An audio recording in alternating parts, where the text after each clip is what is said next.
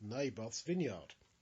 Naboth, the Jezreelite, that's a man who lived in Jezreel, he had a vineyard which was right next to the palace of Ahab, the king of Israel. Now, Ahab was not a good king, and he had a very bad wife called Jezebel.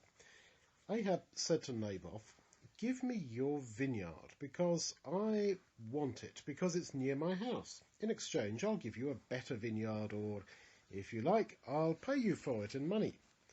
But Naboth replied, "God forbid that I should give you the inheritance of my fathers."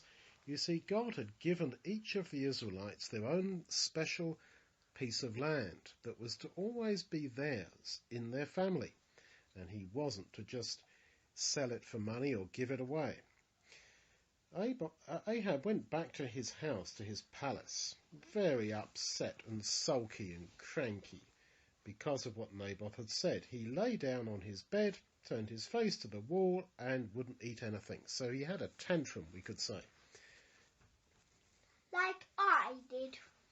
Like you do, like we all do.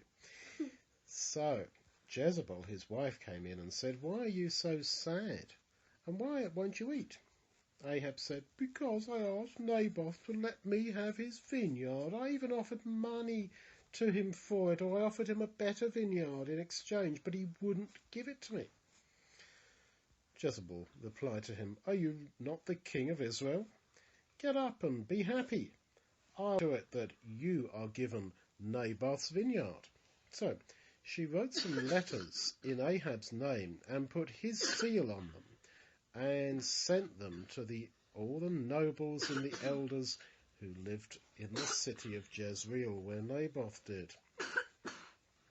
She wrote, "Proclaim a fast and put Naboth high up among the people, and arrange for 2 wicked men to stand up and tell lies about him and claim that he blasphemed against God and the king, and then take him out of the city and stone him with stones to death." So the elders of Jezreel did as Jezebel had told them.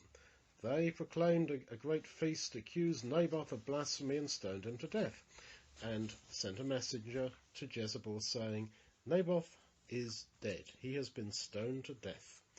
When Jezebel heard that, she told Ahab, "Go and take possession of Naboth's vineyard. He wouldn't sell it to you while he was alive, and he's now dead." So Ahab went down and took possession of the vineyard of Naboth.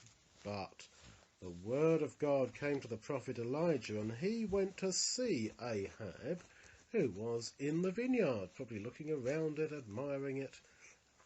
And as Elijah came, probably appearing from behind some vines, Ahab said, "Have you found me, O my enemy?"